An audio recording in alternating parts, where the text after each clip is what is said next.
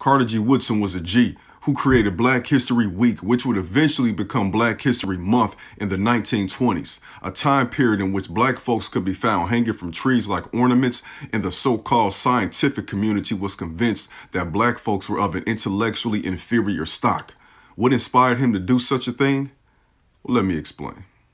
When Dr. Woodson was a young man, he was equipped with the task of reading the newspaper to the older black gentlemen that he worked with because they could not read.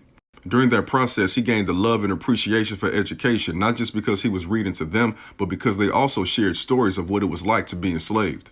Secondly, as an educator who worked on behalf of the United States in the Philippines, he was disgusted at the fact that Filipino people were learning about American history and culture instead of their own.